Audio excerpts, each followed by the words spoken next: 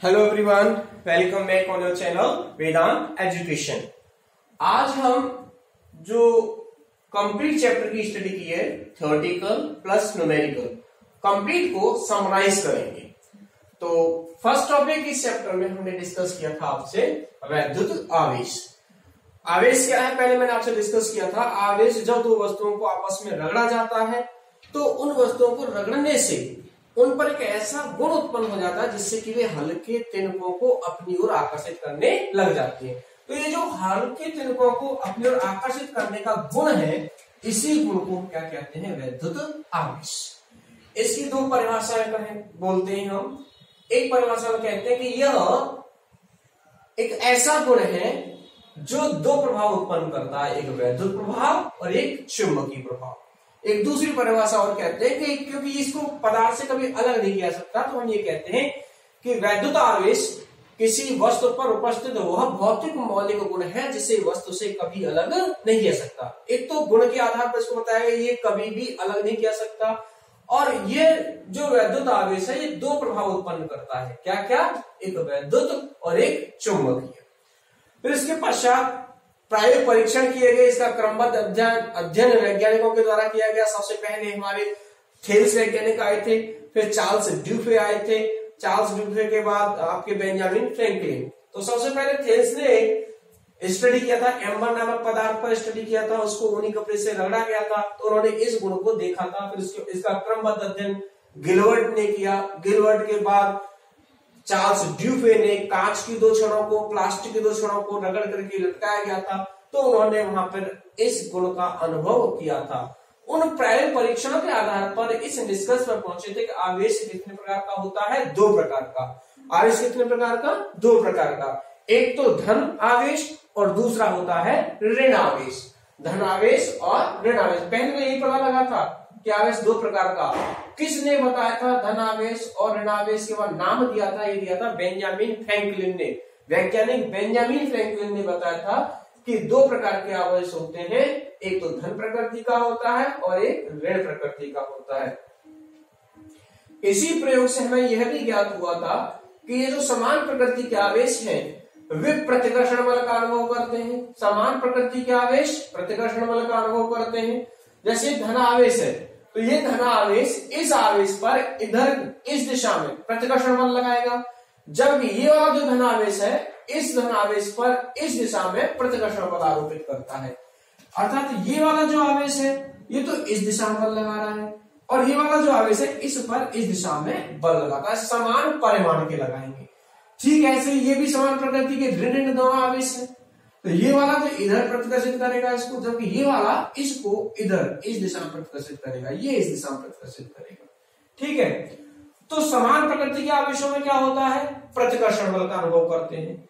जब विपरीत प्रकृति के आवेश किसका अनुभव करते हैं? आकर्षण बल का अनुभव करते हैं। यहाँ मैंने देखा लाया हुआ, यहाँ पे एक धन आवेश लिया है और एक ऋण आवेश। तो ये धन आवेश इस ऋण आवेश को अपनी ओर आकर्षित कर रहा है, जबकि ये ऋण आवेश इस धन आवेश को क्या कर रहा है? अपनी ओर आकर्षित। ये ऋण इस धन को अपनी ओर खींच रहा है, ये धन इस ऋण को अपनी ओर खींच रहा है। तो विपरीत प्रकृति के आवेशों में क्या होता है? आकर्षण बल का अनुभव करते हैं। तो आवेश दो प्रकार का, धन और ऋण। समान प्रकृति के आवेश प्रतिकर्षण बल का, विपरीत प्रकृति के आवेश आकर्षण बल का अनुभव करते हैं। आवेश के गुणधर्म, चार गुणधर्म मैंने आपसे डिस्कस किए थे। सबसे पहला मैंने बताया था योज्यता का नियम। योज्यता का नियम क्या कहता है कि किसी भी निकाय पर, कोई भी निकाय हो, उस पर उपस्थित कुल आवेश अलग अलग जगहों पर उपस्थित आवेशों के बीजगणितीय योग के समान होता है। अर्थात मैंने बताया था Q बराबर Q1 plus Q2 plus Q3 and so on, यानी बीजगणितीय योग के बराबर होता है। सदिश राशि नहीं है, ये अदिश राशि होती है, इसलिए अदिश के संयोजन या बीजगणितीय संयोजन नियम का ही पालन करती है। यह था योज्यता का नियम। मतलब जो कुल आवेश होगा किसी भी निकाय पर वो अलग अलग जगहों पर वितरित आवेशों के बीजगणितीय योग के बराबर होता है। निश्चलता का नियम, निश्चलता का नियम क्या कहता है कि आवेश का जो आंकिक मान है वह गति पर निर्भर नहीं करता है। चाहे तो आवेश स्थिर अवस्था में रखा हो, चाहे आवेश गतिशील अवस्था में हो जाए, सपोज करो कोई 10 कूलम का आवेश है और निरंतर वो गतिशील है, तो अगर 10 मिनट बाद आप देखोगे उसको तो उसका मान वही रहेगा, 10 कूलम ही रहेगा।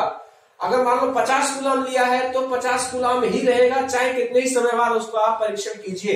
तो आवेश कभी भी गति पर निर्भर, आवेश का जो आंकिक मान है वो कभी भी गति पर या चाल पर निर्भर नहीं करता है। संरक्षण का नियम, आवेश को ना तो उत्पन्न किया सकता है और ना ही निरस्त किया सकता है, यह केवल स्थानांतरित तो किया सकता है एक वस्तु से दूसरी वस्तु पर। तो इसका अर्थ यह है कि आवेश हमेशा संरक्षित रहता है, ना तो इसको उत्पन्न किया सकता ना ही इसको नष्ट किया सकता है। किसी भी एक निकाय पर जो कुल आवेश होगा वो हमेशा क्या रहता है, संरक्षित। क्वांटीकरण का नियम, क्वांटीकरण में मैंने बताया था कि किसी भी वस्तु पर जो कुल आवेश उपस्थित होता है वह एक इलेक्ट्रॉन पर उपस्थित आवेश की मात्रा का, किसी भी वस्तु पर जो कुल आवेश उपस्थित होता है, किसी भी वस्तु पर कुल आवेश जो उपस्थित होगा वो एक इलेक्ट्रॉन पर उपस्थित आवेश की मात्रा का पूर्ण गुणज होता है। एक इलेक्ट्रॉन पर उपस्थित आवेश की मात्रा का क्या होता है, पूर्ण गुणज। यानी किसी वस्तु पर आवेश जो होगा 2 इलेक्ट्रॉन हो सकता है, 3 इलेक्ट्रॉन हो सकता है, 4 हो सकता है, 20 हो सकता है, 50 हो सकता है। ऐसा नहीं हो सकता कि 0.5 इलेक्ट्रॉन किसी पर, आधा इलेक्ट्रॉन कभी किसी पर वस्तु पर जाएगा क्या, नहीं जा सकता। कभी सुना है क्या आपने कि एक वस्तु से 1.5 इलेक्ट्रॉन चला गया दूसरी पर या 2.5 इलेक्ट्रॉन चला गया, ऐसा संभव नहीं होता। अर्थात वस्तु पर जो कुल आवेश उपस्थित होता है वो इलेक्ट्रॉन की संख्या का पूर्ण गुणज होता है। ठीक, उसके बाद मैंने डिस्कस किया था आपसे आवेश की अवस्था। आवेश की अवस्थाएं 2 होती हैं, एक तो हमारी स्थिर अवस्था होती है और एक होती है गतिशील अवस्था। यदि आवेश स्थिर अवस्था में है तो केवल एक ही प्रभाव उत्पन्न करता है, विरामावस्था में होता है तब वह होता है वैद्युत क्षेत्र। क्या उत्पन्न करता है स्थिर आवेश, वैद्युत क्षेत्र। यदि आवेश गतिशील है तो गति 2 प्रकार की होती है, एक समान गति होती है और दूसरी होती है त्वरित गति। त्वरित गति को ही दूसरा नाम कहा जाता है असमान गति। मतलब 2 प्रकार की गतियां हो गई, एक समान गति और असमान गति। यदि एक समान चाल से गतिशील है कोई आवेश तो 2 प्रभाव उत्पन्न करता है, एक तो वैद्युत क्षेत्र उत्पन्न करता है और दूसरा चुंबकीय क्षेत्र। मतलब गतिशील आवेश एक समान गति से तो वो 2 प्रभाव उत्पन्न करेगा, एक वैद्युत क्षेत्र और दूसरा चुंबकीय क्षेत्र। और यदि त्वरित है तो ये तीनों वैद्युत क्षेत्र उत्पन्न करेगा, चुंबकीय क्षेत्र उत्पन्न करेगा, साथ ही वैद्युत चुंबकीय विकिरण भी उत्पन्न करता है। यानी इससे जो आप सूर्य का स्पेक्ट्रम देख रहे हो, विकिरण देख रहे हो, वह भी उत्पन्न होता है। तो आवेश की 3 अवस्थाएं हो गई एक तरीके से, विराम अवस्था, एक समान गति और त्वरित गति। यदि विराम में है तो एक वैद्युत क्षेत्र अकेला, यदि एक समान गति से है तो 2 चीजें हो गई, कौन कौन सी, एक तो वैद्युत क्षेत्र हो गया और एक चुंबकीय क्षेत्र हो गया। और यदि आवेश त्वरित है तो तीनों चीजें, मतलब 3 क्षेत्र उत्पन्न करेगा, एक वैद्युत क्षेत्र, एक चुंबकीय क्षेत्र और तीसरा वैद्युत चुंबकीय विकिरण। तो 3 प्रभाव उत्पन्न कब होते हैं, जब आवेश त्वरित अवस्था में होगा। 2 कब होते हैं, जब एक समान गति से गतिशील होगा, और एक कब होगा कि जब आवेश स्थिर अवस्था में हो अर्थात विराम अवस्था में होगा। इसके पश्चात हमने नेक्स्ट टॉपिक डिस्कस किया था आपसे आवेशन। आवेशन क्या होता है, किसी वस्तु को आवेशित करने की जो प्रक्रिया होती है, अथवा ये कहा जा सकता है कि किसी वस्तु पर आवेश के स्थानांतरण की जो प्रक्रिया है उसको हम क्या कहते हैं, आवेशन कहते हैं। आवेशित करने की प्रक्रिया, किसी वस्तु को आवेशित करने की प्रक्रिया को क्या कहते हैं, आवेशन। तो आवेशन मैंने 3 प्रकार का बताया था आपको। क्यों, क्योंकि जब 2 वस्तुओं को आपस में जब रगड़ा जाता है, ऐसे रगड़ा जाएगा, तब भी तो एक वस्तु से इलेक्ट्रॉन का स्थानांतरण दूसरी वस्तु पर हो गया। तो ये क्या हुआ, एक वस्तु से इलेक्ट्रॉन दूसरी वस्तु पर गए होंगे तो वस्तु क्या हुई उसमें, आवेश, यानी वस्तु पर आवेश स्थानांतरित हुआ है। तो ये तो हो जाता है घर्षण द्वारा। जब वस्तु को आपस में रगड़ा जाता है तो उनसे एक वस्तु से इलेक्ट्रॉन दूसरी वस्तु पर स्थानांतरित होते हैं, अर्थात एक वस्तु से आवेश दूसरी वस्तु पर स्थानांतरित होता है। इस प्रक्रिया को कहा जाता है घर्षण द्वारा आवेश। दूसरा पढ़ाया था आपको मैंने प्रेरण प्रक्रिया द्वारा। प्रेरण में क्या बताया था कि जब अनावेशित वस्तु को आवेशित वस्तु के समीप रखकर, जब अनावेशित वस्तु को आवेशित वस्तु के समीप रखकर उस पर आवेश उत्पन्न किया जाता है, प्रेरित किया जाता है, तो इस प्रक्रिया को कहते हैं प्रेरण द्वारा आवेशन। यह बेसिकली चालकों के लिए है, मेनली चालकों में ही ये दोनों लागू होती हैं, चालन भी और प्रेरण द्वारा आवेशन। ध्यान रखें इस चीज का, ये दोनों मेनली चालक पदार्थों के लिए ही है, कुचालकों के लिए ये दोनों प्रक्रियाएं नहीं है। इनमें कोई सी भी प्रक्रिया कुचालक वस्तु पर आवेश का स्थानांतरण नहीं कर सकती है। तो प्रेरण द्वारा आवेशन की बात कर रहे थे। प्रेरण मतलब एक वस्तु को जो अनावेशित है उसको आवेशित वस्तु के नजदीक रखकर उस पर आवेश प्रेरित करने की जो प्रक्रिया है उसे कहते हैं प्रेरण द्वारा आवेशन। मैंने इसमें समझाया था कि प्रेरण द्वारा आवेशन में जब वस्तु दोनों एक दूसरे के समीप रखी जाती हैं तो अनावेशित वस्तु पर आवेश की मात्रा आवेशित वस्तु के समान रहती है, अर्थात अनावेशित वस्तु पर आवेश का परिमाण समान रहता है, लेकिन अनावेशित वस्तु पर जो आवेश की प्रकृति उत्पन्न होती है वो विपरीत प्रकृति का, मतलब प्रेरण प्रक्रिया में अनावेशित वस्तु पर समान परिमाण का आवेश और विपरीत प्रकृति का आवेश उत्पन्न होता है। किसमें? प्रेरण प्रक्रिया में। चालन द्वारा आवेशन, मैंने चालन द्वारा आवेशन मतलब जब ये एक ऐसी प्रक्रिया है जब एक वस्तु को दूसरी वस्तु के संपर्क में रखकर एक वस्तु से आवेश दूसरी वस्तु पर स्थानांतरित किया जाता है, अर्थात अनावेशित वस्तु को आवेशित वस्तु के संपर्क में रख करके जब उस पर आवेश स्थानांतरण किया जाता है या उसको आवेशित करने की जो प्रक्रिया है उसे हम कहते हैं चालन द्वारा आवेशन। इसमें यदि दोनों वस्तुओं का आकार समान है, दोनों वस्तुओं का आकार यदि समान है, जैसे मान लो ये ए है और ये बी है, ए और ये बी, इस पर पहले मान लो 30 कूलाम है, तो अब क्या होगा, जैसे संपर्क में रखा जाएगा तो 30 आधा आधा बढ़ जाएगा यदि आकार समान है, तो इनको हटाने के पश्चात ए और बी पर इस पर 15 रह जाएगा और इस पर भी 15 रह जाएगा।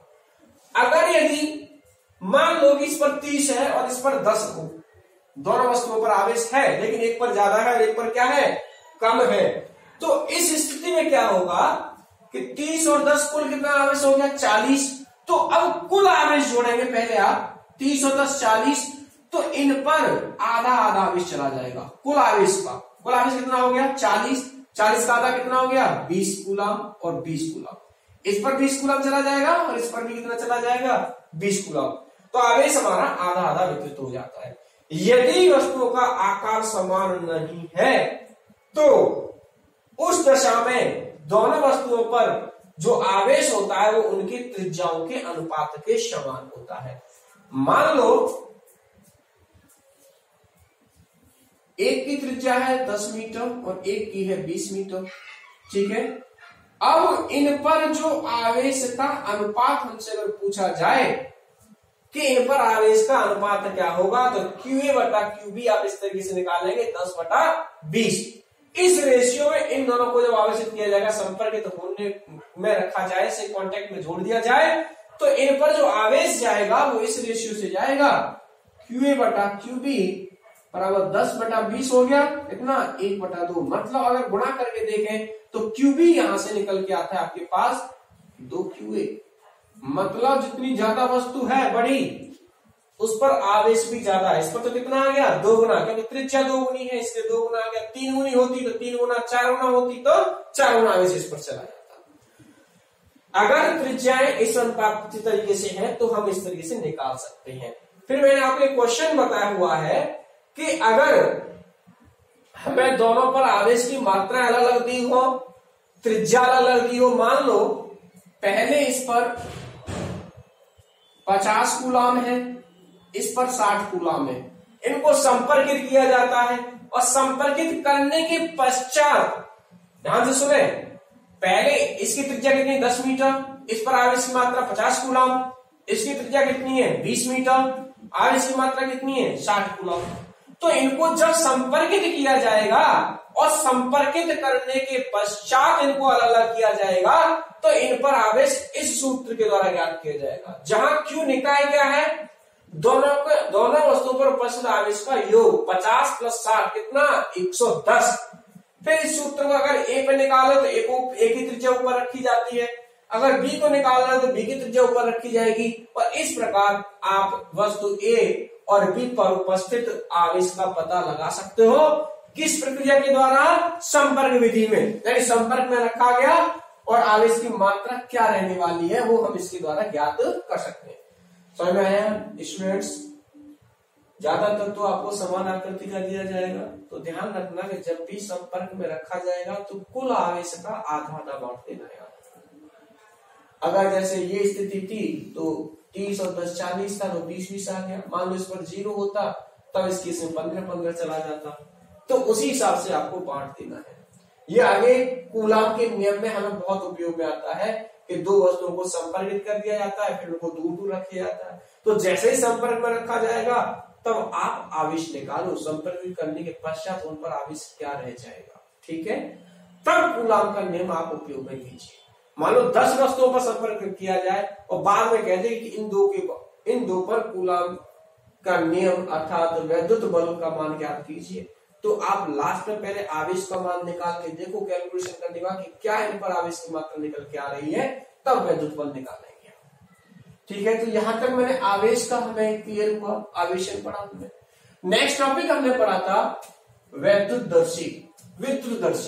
विद्युतदर्शी क्या है हमने पढ़ा था, ये इस प्रकार का एक यंत्र है जो किसी भी वस्तु पर आवेश की उपस्थिति का क्या करता है, संसूचन करता है आवेश की उपस्थिति का। अर्थात कोई वस्तु आवेशित है अथवा अनावेशित है, ये बताने वाली जो वस्तु कौन है, विद्युतदर्शी। ये कांच का एक जार है, देखो यहाँ कांच का जार होता है जिसमें धातु की छड़ लगी रहती है, इसके ऊपरी सिरे पर धातु की घुंडी लगी रहेगी, नीचे वाले सिरे पर 2 स्वर्ण पत्र लगे रहते हैं। यहाँ ये गर्दन जो है, इसका माउथ जो है वहां कुचालक पदार्थ भरा रहता है, कॉर्क भरा रहता है।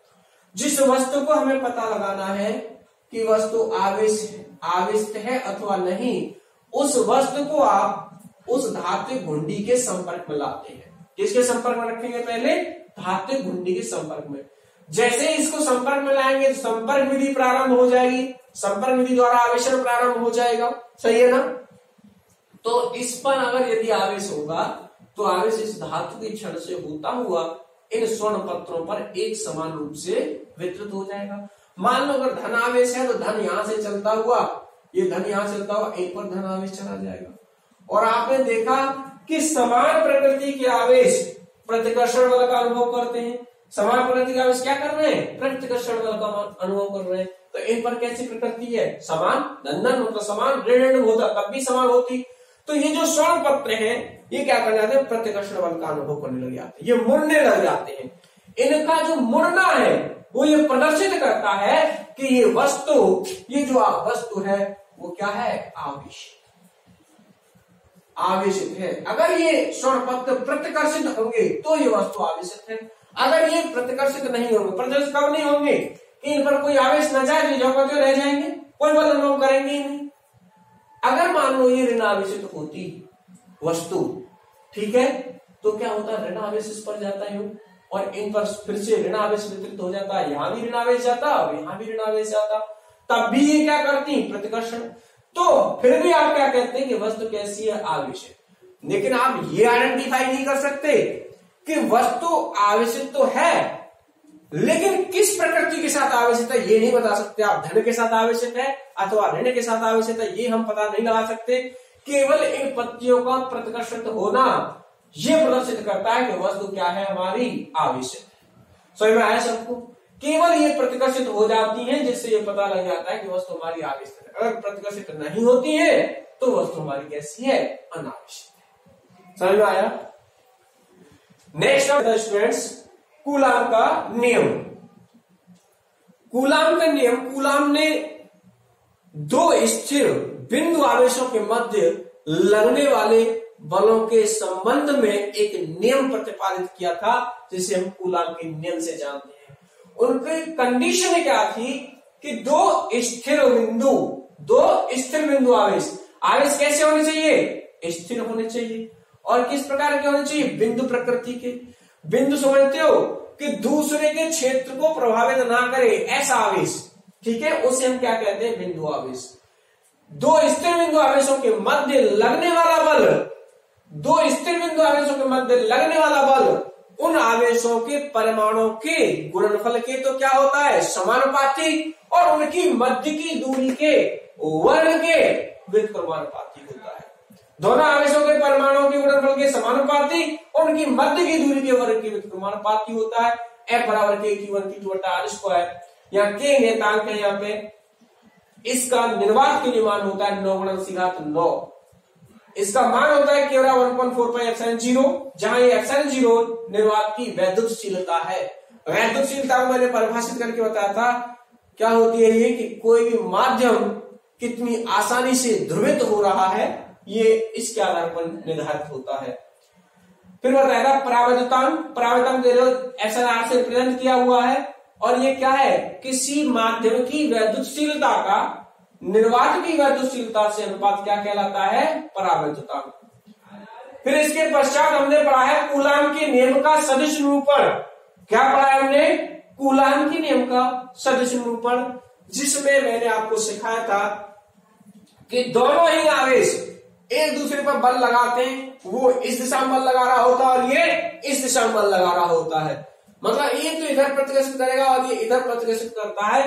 तो आपको मैंने वहां सिखाया था F12 बराबर माइनस ऑफ F21। ये प्रदर्शित करता है यहाँ कि ये न्यूटन के तृतीय नियम कृत्या क्रिया प्रतिक्रिया के नियम का पालन करता है। सदिश निरूपण, कूलाम के नियम का सदिश निरूपण, जिसमें मैंने एकांक सदिश दिखाया था आपको, R12 कैप निकाल के दिखाया था, R21 कैप निकाल के दिखाया था, जो कि इन बलों की दिशाओं को निरूपित कर रहे थे, और उसके आधार पर हमने इस नियम का अध्ययन किया था, इसका कूलाम के नियम का।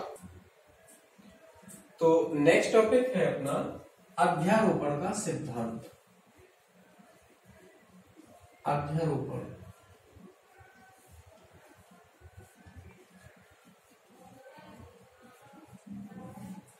अध्यारोपण का सिद्धांत क्या कहता है?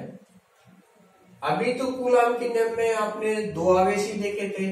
कोई निकाय ऐसा हो सकता है जिसमें बहुत सारे आवेश हो, तो किसी निकाय के द्वारा, मान लो ये कोई निकाय है और यहां आप किसी एक परीक्षण आवेश Q0 पर परिणामी बल की गणना करना चाहते हो। यहां आवेश है Q1 Q2 Q3 and so on Qn।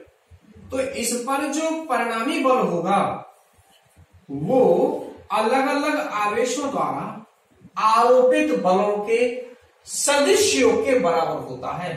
अर्थात यहां आवेश इस पर बल होगा, ये वाला F01, ऐसे ही इस पर होगा F02, ऐसे ही इसके द्वारा यहां होगा ये F03, ऐसे इस तरीके से ये वाला जो होगा यहाँ पे, ये मान लो ये F0n है यहाँ। तो किस पर? परीक्षण आवेश Q0 पर जो परिणामी बल होगा F0, वो क्या होगा? इन सब आवेशों द्वारा आरोपित बलों के सदिश योग के बराबर समान होता है। जैसे यहाँ पे ये F01 plus F02 plus F03 and so on. तो क्या कह रहा है अध्यारोपण का सिद्धांत? कहीं पर अगर आपको कुल बल की गणना करनी हो, परिणामी बल की गणना करनी हो, तो सभी के द्वारा ज्ञात कर लो। इसके द्वारा ज्ञात कर लो पहले यहाँ F01 कूलाम के नियम से K1 Q2 R स्क्वायर से, इसके द्वारा ज्ञात कर लो, ऐसे इसके द्वारा ज्ञात कर लो, और उन सब का आपको क्या करना है? यहाँ सदिश संयोजन करना है, बीजगणितीय योग नहीं करना है। क्या यहाँ पे लगे हुए चिन्ह आपके? सदिश संयोजन। तो सदिश योग के बराबर होता है, यह कहता है अध्यारोपण का सिद्धांत। अर्थात आवेशों के निकाय द्वारा किसी भी एक आवेश पर जो परिणामी बल होगा वो अलग अलग आवेशों द्वारा आरोपित बलों के सदिश योग के समान होता है, यह कहता है अध्यारोपण का सिद्धांत। नेक्स्ट टॉपिक आपको मैंने बताया था वैद्युत क्षेत्र।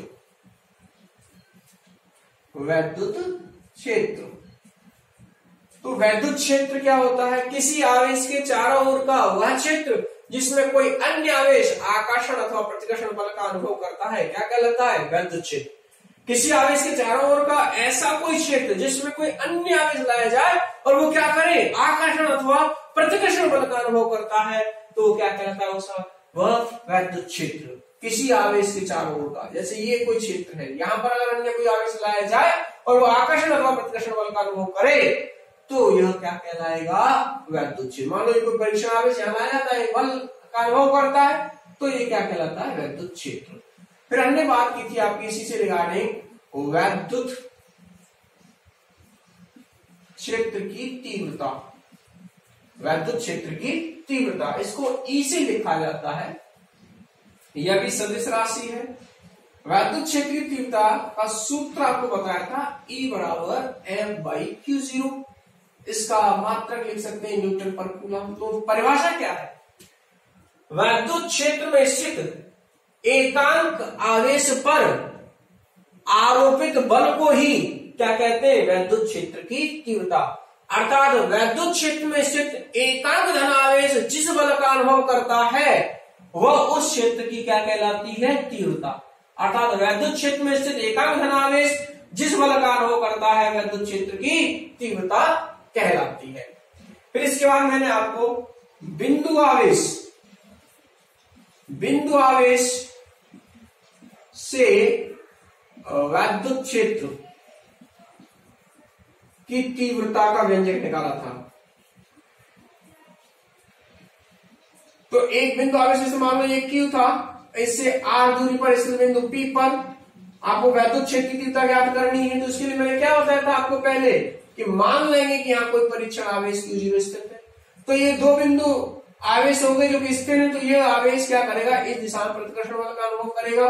तो पहले कूलॉम के नियम से मैंने बल का मान बताया, यहाँ से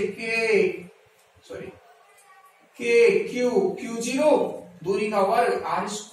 वैद्युत क्षेत्र की तीव्रता की परिभाषा क्या कहती है?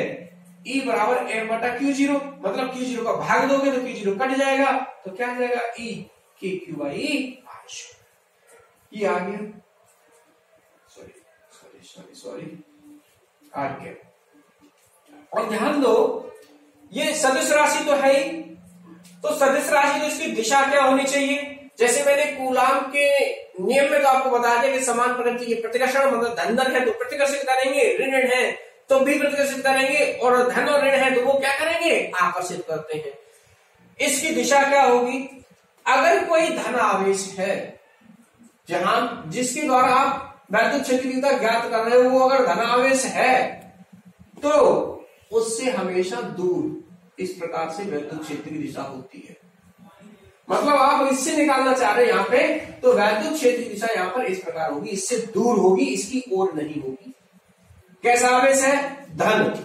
और यदि आवेश कैसा है? ऋण प्रकृति का है, तो हमेशा वैद्युत क्षेत्र की दिशा इस प्रकार होगी, उसकी खुद की ओर होगी, ना कि उससे दूर की ओर। ठीक है। बिंदु आवेश के कारण वैद्युत क्षेत्र की तीव्रता का व्यंजक बताया था। फिर मैंने इसमें भी आपको ठीक ऐसे ही अध्यारोपण का सिद्धांत, मतलब आवेशों के निकाय द्वारा कहीं पर वैद्युत क्षेत्र की तीव्रता ज्ञात करनी हो तो वो भी क्या होती है? सदिश संयोजन के योग के समान होती है। किसके बराबर होती है? सदिश संयोजन के योग के बराबर। जैसे कहीं पर आपको वैद्युत क्षेत्र की तीव्रता निकालनी हो तो E1 plus E2 plus E3 and so on. याद आप 11 से पढ़ते आ रहे हो अध्यारोपण का सिद्धांत। सदिश राशियों को कैसे जोड़ा जाता है? सदिश राशियों को सदिश संयोजन के द्वारा जोड़ा जाता है। तो बल भी सदिश राशि था, वैद्युत क्षेत्र की तीव्रता भी कैसी राशि है? सदिश राशि है, तो दोनों को सदिश संयोजन के द्वारा इनको जोड़ा जाएगा। टॉपिक है, नेक्स्ट टॉपिक क्या हमारा? सतत आवेश वितरण। सतत आवेश वितरण, ये सतत आवेश वितरण क्या है कि जब आवेश बिंदु आकृति का ना हो करके अगर आवेश एक समान रूप से कहीं वितरित हो तो उसे कहा जाता है सतत आवेश वितरण। मैंने आपको ये 3 प्रकार का बताया था। मैंने बताया था आपको रेखीय, एक बताया था पृष्ठीय, क्षेत्रीय भी कह सकते हैं इसको, और एक बताया था आयतन। अर्थात यदि ये लंबाई के अनुदिश एक समान रूप से वितरित हो तो रेखीय आवेश वितरण होगा। अगर कहीं पृष्ठ पर एक समान रूप से वितरित हो तो ये पृष्ठीय आवेश वितरण होगा। यदि आवेश कहीं आयतन में एक समान रूप से वितरित हो तो उसे कहते हैं हम आयतन आवेश वितरण। ये 3 प्रकार का हो गया। यहाँ 3 रिलेटेड टर्म मैंने आपको बताई थी। एक बताया था रेखीय आवेश घनत्व,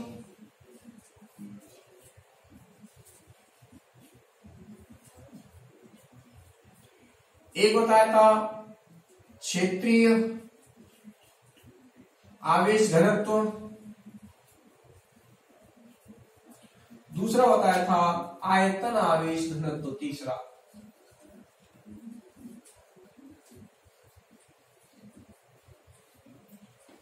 रेखीय आवेश घनत्व को लैम्डा से, इसको सिग्मा से और इसको रो से लिखा जाता है। तो लैम्डा बराबर dq बाई dl, ये सिग्मा बराबर dq बाई ds और रो बराबर dq बाई dv बताया था।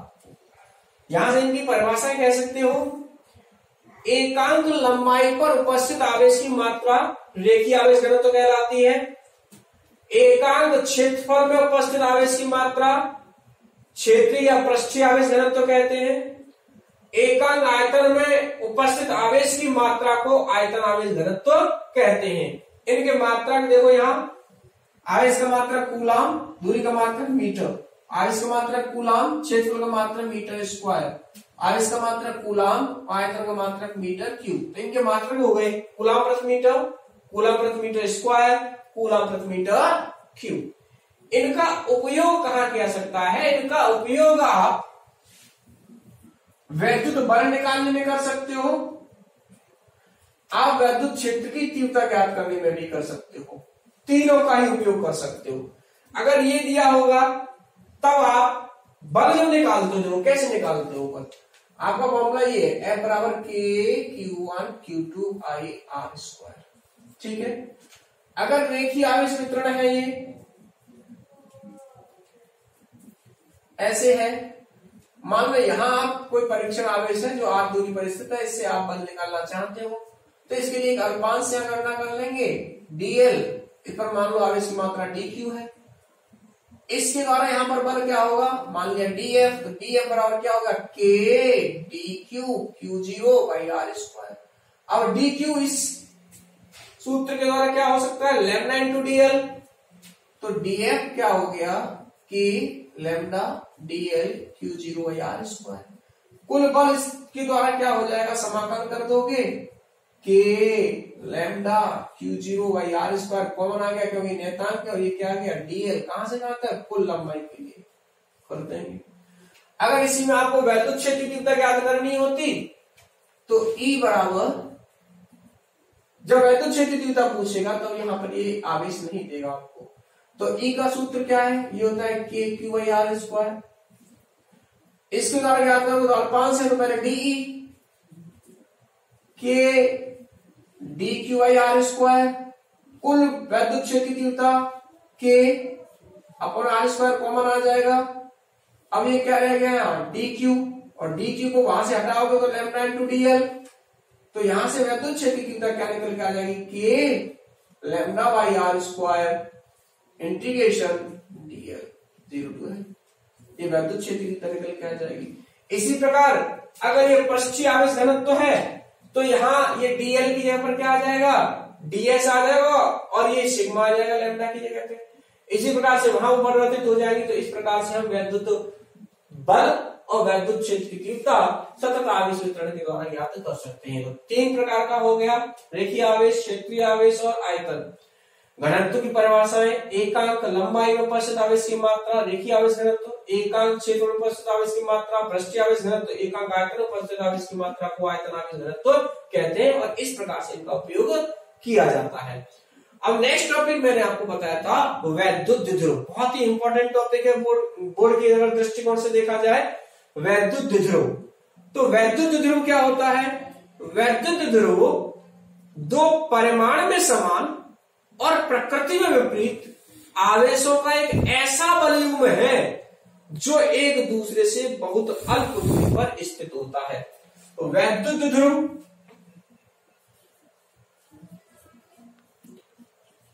द्विध्रुव, दो परिमाण में समान, परिमाण में तो समान है, प्रकृति में कैसे विपरीत, और इनके मध्य की दूरी, ये मैंने यहां 2a ली हुई है, ये कुल दूरी है 2a यहां तक की, कोई कंफ्यूजन में नहीं आएगा बच्चा, कुल दूरी को 2a लिखा हुआ है और ये अल्प दूरी है यानी बहुत कम है। तो वैद्युत ध्रुव क्या है?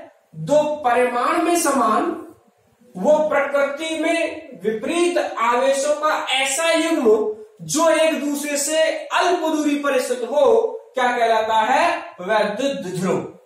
नेक्स्ट हम बताई थी द्विध्रुव आघूर्ण, वैद्युत द्विध्रुव आघूर्ण। क्या होता है वैद्युत ध्रुव आघूर्ण? इसको P से तो लिखा जाता है, P से रिप्रेजेंट किया जाता है।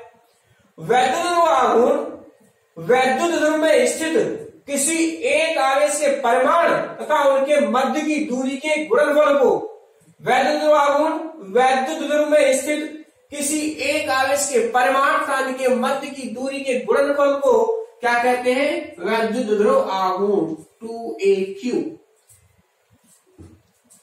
दोनों आवेशों में से किसी एक आवेश का परिमाण तथा उनके मध्य की दूरी के गुणनफल को क्या कहा जाता है? वैद्युत ध्रुव आघूर्ण। यह सदिश राशि होती है। कैसी राशि होती है? सदिश। तो सदिश है तो इसकी दिशा क्या होती है? मैंने बताया था वहां माइनस आवेश से धन आवेश की ओर, ऋण आवेश से धन आवेश की ओर। मात्रक की बात करें यहां तो आवेश का मात्रक तो कूलाम मीटर। मात्रक क्या हो गया इसका ध्रुव आघूर्ण का? Coulomb metre. अब हमें इस वैद्युत ध्रुव में देखो दो आवेश है, एक प्लस क्यू और एक माइनस क्यू।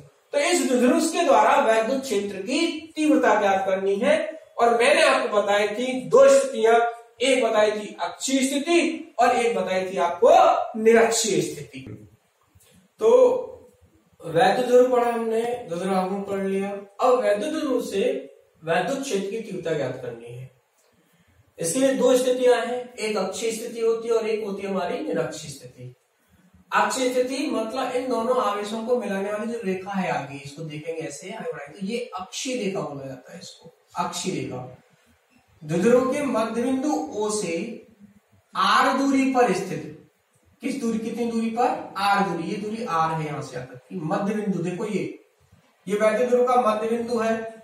इस O से R दूरी पर स्थित बिंदु P पर वैद्युत क्षेत्र की तीव्रता ज्ञात करनी है। किससे? वैद्युत ध्रुव AB से।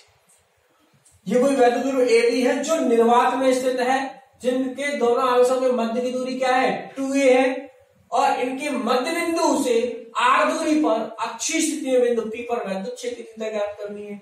जिसके लिए मैंने बताया था आपको E1 प्लस क्यू आवेश से माना हुआ है आपने, और E2 किससे माना हुआ है? Minus Q. देखो डायरेक्शन से भी ध्यान लगा सकते हैं आप। मैंने क्या बताया था? प्लस क्यू आवेश, धन आवेश जब भी होगा तो उससे दूर होगी वैद्युत क्षेत्र की तीव्रता की दिशा, दूर। तो प्लस क्यू आवेश से तो ये वाली है और माइनस क्यू आवेश से ये वाली है आपकी E2। तो दोनों बिंदु आवेश की तरह व्यवहार करेंगे, आप इससे निकाल लो फिर इससे निकाल लो और दोनों का सदिश संयोजन कर दीजिए। तो E1 क्या होगा यहां से? E1 के क्यू बाई R स्क्वायर। दूरी कितनी है प्लस क्यू आवेश से? देखो R माइनस C। तो कुल दूरी यहां तक की तो R है, कितनी कम हो गई इसमें से? बीच की दूरी आधी आधी हो जाएगी, A और ये भी A। कुल दूरी कितनी है? 2a। ये मध्य बिंदु है तो ये दूरी रहेगी तुम्हारी R माइनस से, और ये यहां से आकर कितनी? R प्लस से। तो इस आवेश से वैद्युत क्षेत्र की तीव्रता E1 बराबर हो गई KQ बटा R माइनस A का होल स्क्वायर। इस प्रकार E2 हो जाएगा KQ बटा R प्लस A का होल स्क्वायर। दिशाएं अलग अलग है, इसकी कैसे है? B से P की ओर और उसकी कैसे है? P से B की ओर है। तो इनको जोड़ोगे तो एक तो प्लस की और एक माइनस की, तो ये धन x अक्ष की ओर है तो प्लस आई कैप, और ये माइनस x अक्ष की ओर है तो माइनस का आई कैप। तो इससे आपने जोड़ने के पश्चात आपका जो फॉर्मूला आपको ऑब्टेन हुआ था, कैसे जोड़ोगे आप? इसको जोड़ोगे KQ तो कॉमन आ ही जाएगा, E1 धनात्मक E2 ऋणात्मक, तो 1 ओवर R माइनस A का whole square minus 1 upon R plus A का होल स्क्वायर। इसको सॉल्व किया था तो इससे सॉल्व होने के पश्चात आपकी E अक्षीय निकल के आती है क्या? 2kp बटा R क्यूब। ठीक है, किस स्थिति में कि जब आर बहुत बड़ा हो किससे, ए से। समझ में आया? बस कुछ नहीं करना है यार आपको, ये प्लस क्यू आवेश है, बिंदु आवेश से यहां निकाल लो, ये भी माइनस क्यू आवेश है, उससे यहां पे निकाल लो, E1 निकाल लिया, E2 निकाल लिया, बस इनको सदिश संयोजन के द्वारा जोड़ दिया गया। तो इससे हमें ये पता लग जाता है कि वैद्युत क्षेत्र का अक्षीय स्थिति में क्या निकल के आती है, 2kp/r3। ये आई कैप क्यों लिखा है मैंने यहाँ, क्योंकि ये दिशा जो होगी परिणामी सदिश की वो इस तरफ होगी। क्यों होगी? क्योंकि देखो नीचे दूरी ये कम है, डिनोमिनेटर छोटा किसका है, E1 का छोटा है, E2 का तो बड़ा है डिनोमिनेटर, तो ये तो कम हो गया मान, ऊपर वाला तो बराबर दोनों में KQ, लेकिन ये छोटा है तो ये मान क्या हो गया बड़ा, E1 is greater than E2। तो ये दिशा भी किधर होगी, E1 की दिशा की ओर। E1 की दिशा किधर है, धन x अक्ष की ओर। इस कारण से प्लस का आई के इसके साथ। अब यहां देखो ये वैद्युत ध्रुव वही प्लस क्यू आवेश माइनस क्यू आवेश, दोनों से अगर परिमाण निकालोगे तो वही निकलेंगे, E1 वही निकलेगा, KQ बट्टे दूरी। देखो दूरी ये है AP, तो AP का वर्ग, अब वर्ग निकालूं तो ये मध्य बिंदु O और ये दूरी R, मतलब आधार A और लंब R, तो कण क्या हो जाएगा, √r² plus a², √r² plus a², इसका होल स्क्वायर। E1 क्या होता है, KQ/r², तो E1 क्या निकल के आ गया यहां से, KQ/r² प्लस a²। ऐसे ही E2 निकल के आ जाएगा, KQ/r² प्लस a²। दोनों के आंकिक मान समान है क्या, दोनों के आंकिक मान बराबर है, दिशा अलग है, इसी जगह से देखो A से PQ ऐसे जा रहा है, धन है, क्यों धन है तो अपने से दूर जाएगा, उसी लाइन के उद्देश्य जिस बिंदु को जोड़ रही है रेखा, ऐसे, ऐसा नहीं कि आप इस धन है तो ये इधर निकाल दी धन, इधर निकाल, नहीं, ये इसके अनुदेश रेखा के अनुदेश, ठीक है। तो यहां हमने यहाँ परिणामी क्षेत्र की तीव्रता ज्ञात करने के लिए E1 और E2 को दो घटकों में वियोजित किया, क्योंकि ऐसे तो निकाल नहीं सकते, सदस्य करना है हमें, तो हमने दो घटक तोड़े, इसका E1 sin थीटा और E1 cos थीटा। इसी प्रकार E2 को तोड़ लिए cos थीटा में और sin थीटा में। जब ये मॉड E1 E2 बराबर है तो ये आंकिक मान बराबर होंगे, तो आंकिक मान बराबर होगा, परिमाण में तो समान है, ये ऊर्ध्वाधर जो घटक है E1 sin थीटा और E2 sin थीटा परिमाण में समान और दिशा में विपरीत होने के कारण क्या हो जाते हैं, निरस्त। ये घटक तो निरस्त हो गए और ये दोनों क्या हो जाते हैं, जुड़ जाते हैं। तो परिणामी वैद्युत क्षेत्र की आती है 2E1 cos ऑफ थीटा, क्योंकि E1 E2 बराबर थे, E1 cos theta plus E2 cos theta, दोनों को मैंने एक साथ लिख दिया 2E1 cos थीटा। फिर इससे आपने व्यंजक ज्ञात किया था E निरक्षीय बराबर KP/r3, ये निकल के आया था निरक्षीय स्थिति में। नेक्स्ट टॉपिक अपने डिस्कस किया था इसी वैद्युत ध्रुव का, तो देखो वैद्युत ध्रुव पढ़ा आपने, वैद्युत क्षेत्र की तीव्रता अक्षीय स्थिति में ये रही है, निरक्षीय में ये रही, अक्षीय में दोगुनी है 2kp/r3, या कितनी है, kp/r3। अब वैद्युत ध्रुव पर बलागुण वैद्युत क्षेत्र में स्थित, ये लास्ट टॉपिक है हमारा, वैद्युत क्षेत्र में स्थित वैद्युत ध्रुव पर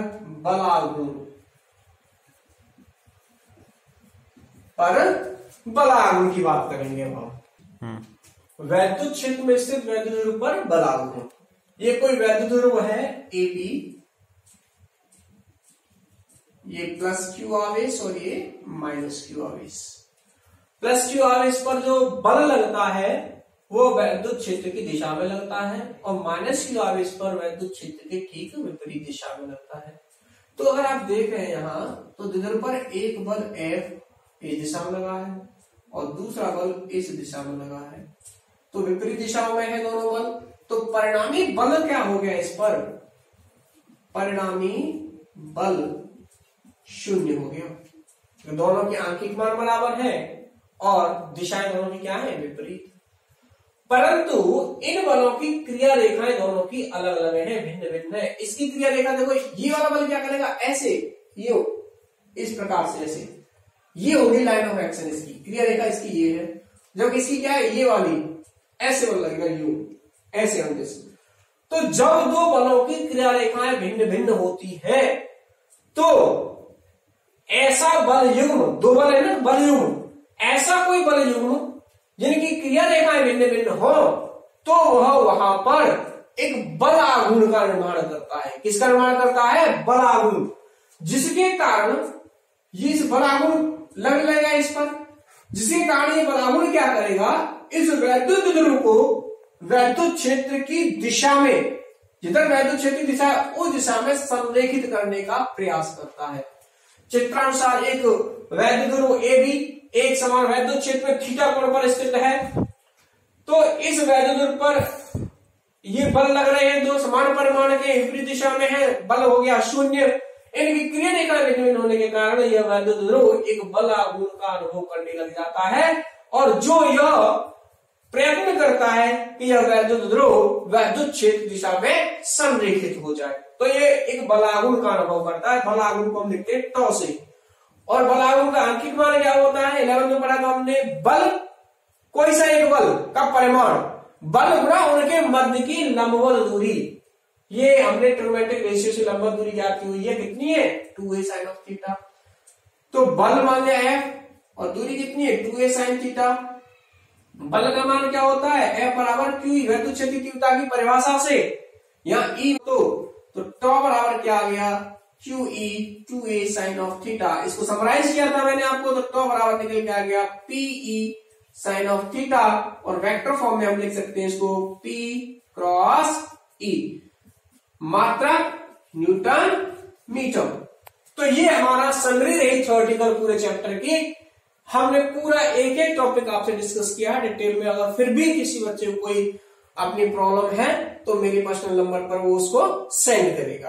अब हम न्यूमेरिकल एनालिसिस को लर्न करेंगे। न्यूमेरिकल कंसेप्ट मैंने वैसे सॉल्यूशन सबको दे दिए हैं, अब मैं आपको एक बार समराइज कर रहा हूं न्यूमेरिकल कंसेप्ट को। न्यूमेरिकल कंसेप्ट लर्न करते तो देखो मेन दो ही कंसेप्ट आपको ध्यान रखने हैं। अगर आपको समान प्रकृति की आवेश कहीं दिए हैं, ठीक है, धन धन हो या ऋण ऋण हो, तब ये प्रतिकर्षण बल का अनुभव करेंगे। क्या करेंगे? प्रतिकर्षण बल का अनुभव। जैसे मान लो एक धन प्रकृति का आवेश यहाँ है और यहाँ कोई एक धनावेश है जिस पर आप इस आवेश के द्वारा बल की गणना करना चाहते हो, ये Q1 हो और ये Q2, तो ये वाला जो आवेश है इस पर इस दिशा में बल लगाएगा, प्रतिकर्षण ऐसे प्रतिकर्षित करेगा। ऐसे कोई और भी आवेश हो, मान लो यहाँ पे कोई Q3 आवेश है तो ये इस पर इस दिशा में प्रतिकर्षण बल लगाएगा। और भी कोई आवेश हो यहाँ पे Q4 हो तो ये देखो, इसको मिलाने वाली जो रेखा है उसके अनुदेश ही जाएंगे आप, ये मिला रही है तो इसके अनुदेश ये इस प्रकार से प्रतिकर्षण बल अनुभूत करते हैं। अगर ये विपरीत प्रकृति के हो, एक धन हो और एक ऋण हो, मान लो ये जो Q2 है हमारा वो ऋण प्रकृति का है, यहाँ कोई आवेश, यहाँ पे धन है, यहाँ पे धन आवेश है, यहाँ पे मान लो कोई ऋण आवेश है। तो अब देखो ये धन वाला ऋण आवेश को क्या करने वाला, पहले तो इनको मिला लेंगे, ये रेखा है, ऐसे सबको मिला लेते हैं हम, यहाँ से ये मिला लिया, इसको मिला लिया, इसकी दिशा देखो, ये धन है और ये ऋण है, तो ये क्या करेगा? आकर्षित करेगा, अपनी ओर खींचेगा इसको, ये दिशा को ऐसे ऋण वाला ऋण को ये वाला धन क्या करेगा? अपनी ओर, इस पर निकाल रहे हो ना, इसके कारण निकाल रहे हो, तो ये क्या करेगा? इसको अपनी ओर। अब ये ऋण वाला इसके कारण क्या करेगा? इस पर निकाल रहे हो, तो इसके कारण ये क्या करेगा? इसको प्रतिकर्षित करेगा, ऐसे निकालेगा। ठीक है, तो ये दिशा का ध्यान रखना एक तो मेन आपको बल की गणना करते समय।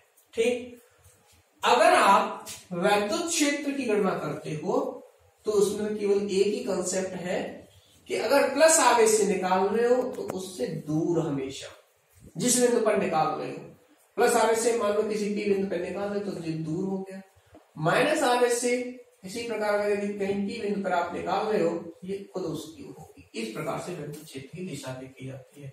समझ में आ गया आपको? ये बेस कंसेप्ट है। अब चलते हैं आंकिक प्रश्न की ओर। जैसे देखो ये दो बिंदु आवेश है, एक Q1 पर 10 कूलम प्लस का, Q2 पर भी 20 कूलम आवेश है, तो इनके मध्य लगने वाला प्रतिकर्षण बल क्या होगा? कभी धन प्रकृति के दोनों क्या करेंगे? एक दूसरे को प्रतिकर्षित, समान परिमाण से प्रतिकर्षित करेंगे। जिस बल का ये अनुभव करेगा उसी बल का ये भी अनुभव करेगा, और दोनों कैसे जाएंगे? ये इस दिशा में प्रतिकर्षित होगा और ये इस दिशा में प्रतिकर्षित होगा। बल का मान कूलम के नियम से हम ज्ञात कर लेंगे, ए बराबर के निर्वात के लिए 9 गुणा 10 की घात 9 बताया हुआ है। Q1 10 दिया है, यहाँ Q2 20 दिया है। आर स्क्वायर 10 का वर्ग कितना हो गया 100, ये जीरो कट गया, तो 18 गुणा 10 की घात 9 न्यूटन आ गया। ठीक है, अब ये निर्वात न होकर के कोई माध्यम होता जिसका पराबलता मान लो 10 है, तब कहा जाता है बल की गणना कीजिए। तो तब उस केस में यहाँ क्या होता है, F बराबर ये K जो होता उसका मान होता 1/4πε0 इंटू एप्सिलॉन r। ठीक है, Q1 Q2 by are square. अब देखो केवल माध्यम ही तो बदला है, बाकी सारी चीज थी तो क्या इंसर्ट हुआ है यहाँ टर्म ये वाली, तो मैं क्या इसको ऐसे भी लिख सकता था, रीअरेंज करके देखो 1/εr into 1/4πε0 Q1 Q2 by are square. ये जो का क्यों Q1 Q2 पर आर स्क्वायर, इसका मान तो ये के का 1/4πε0 निर्वात के लिए Q1 Q2 by are square. तो ये पूरा जो का क्यों है जो पहले था, तो ये किसी माध्यम में है और वो किस में है, निर्वात में। तो F माध्यम बराबर आ गया 1/εr इंटू F निर्वात। मान रख देंगे तो F माध्यम में कितना निकल के आ गया, एप्सिलॉन का मान कितना है 10, और वो कितना था 18 गुणा 10 की घात 9, एक घात कट जाएगी तो ये आ गया 18 गुणा 10 की घात 8 न्यूटन। ठीक है, माध्यम में ये निकल के आ गया आपको। वैद्युत क्षेत्र की तीव्रता। अब वैद्युत क्षेत्र की तीव्रता अगर हमें कहीं पूछी है तो जैसे मान लो इससे पूछिए 10 कूलम आवेश से, 10 मीटर डिस्टेंस से पूछिए, निर्वात में स्थित है ये वाला, तो सीधा सीधा सूत्र लगाएंगे E बराबर के क्यू बाई आर स्क्वायर। के का मान निर्वात पे 9 गुणा 10 की घात 9 और Q का मान रख देंगे कितना 10, आर स्क्वायर कितना हो गया 100, तो कितना आ गया 9 गुणा 10 की घात 8। एक जो चला जाएगा एक उसमें चला जाएगा, न्यूटन पर कूलम। इस प्रकार से निकाल लिया हमने। तो वैद्युत क्षेत्र की तीव्रता बिंदु आवेश से अगर निकालनी है तो इस प्रकार से ज्ञात कर सकते हैं। अगर कहीं हमें आवेशों का कोई निकाय दिया है, मान लो आपको ऐसे दिया हो कोई ये समबाहु त्रिभुज है और इसके शीर्षों पे कोई आवेश है 10 कूलम, ये 10 कूलम, और यहाँ आपसे वैद्युत क्षेत्र की तीव्रता पूछी जाती है। मान लो यहाँ पूछ ले, या यहाँ पर भी कोई आवेश दे दे 20 कूलम और आपको केंद्र पर पूछ ले इसकी भुजा की लंबाई मान लो 10 मीटर दी हुई है आपको। तो इस केस में सबसे पहला कंसेप्ट मैंने क्या सिखाया आपको कि पहले आप जाएंगे प्लस है तो इससे दूर होगी और माइनस है तो खुद उसकी ओर होगी वैद्युत क्षेत्र की तीव्रता। तो इस केंद्र क्या होता है, देखो ऐसे मध्यकाय आप जानते हो 10th में आपने सीखा था मध्यकाय खींचना। तो ये प्लस है तो इस रेखा को मिलाना रेखा से दूर ये दिशा होगी इसकी। मान लो ये E1 है तो ये E1, ऐसे ये भी प्लस है तो ये भी प्लस हो गया, से ये E2 हो गया, सॉरी E2, और ये प्लस है तो इधर मान लिया हमने यदि E3 है तो इसके कारण ये होगी इस दिशा में E3। अब आप देख रहे हो कि E1 E2 E3 तो निकल आए, आपने E1 याद कर लिया, आपने E2 याद कर लिया, आपने E3 भी याद कर लिया। अब परिणामी वैद्युत क्षेत्र की तीव्रता O पर कैसे ज्ञात की जाएगी उसके बारे में ध्यान दिया जाए। तो पहले आप इन दोनों का सदिश योग करोगे। क्यों? क्योंकि ये समबाहु त्रिभुज है तो ये कोण प्रत्येक कोण 60 अंश का है, ये भी 60 का, ये भी 60 का है। तो ये वाला ये 30 रह गए, ये 30 और ये 30 और 30 कितना हो गया 60। तो कितना बच गया यहाँ पे ये 120 अंश ये वाला। जब ये 120 बच गया तो ये भी क्या बच गया 120 अंश यहाँ पे। क्लियर? तो 120 है ये और ये भी 120 है। तो यहां अब पहले इन दोनों का परिणामी सदिश ज्ञात करो। किस किस का? E0 ज्ञात करने के लिए सबसे पहले आपको E1 व E3 E2 का परिणामी मान ज्ञात करो। वो कौन से सूत्र से? पता है आपको, R होता है √a² + b² + 2ab cos of theta. तो यहां ज्ञात कर लोगे थीटा आपको कितना 120, cos 120 होता है माइनस का 1/2। तो R देखो यहां से, यानी इन दोनों का परिणामी सदिश मान लो E' हो तो √ इनके आंतरिक मान जो भी आए हो उनको रख दोगे यहाँ। E1 square plus E2 square plus 2E1 E2 cos 120 direct रखते रहे, माइनस का 1/2 आंकिक मान रखना सबके, ये यहां से तो ये निकल के आएगा ई डैश, जो भी आए। अब ई डैश जाएगा इन दोनों के बीच से, ये ई डैश हो गया।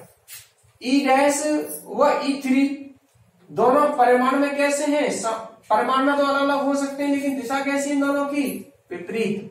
तो जो नेट विद्युत क्षेत्रीय तीव्रता आएगी वो जो ज्यादा होगा, यदि ई डैश बड़ा है तो ई डैश माइनस करेंगे आप E3, और यदि E3 बड़ा है तो ई डैश को माइनस कर देंगे। तो इस प्रकार से परिणामी विद्युत क्षेत्रीय तीव्रता ज्ञात की जाएगी। इस प्रकार कोई भी आकृति दी हो, वर्ग दिया है,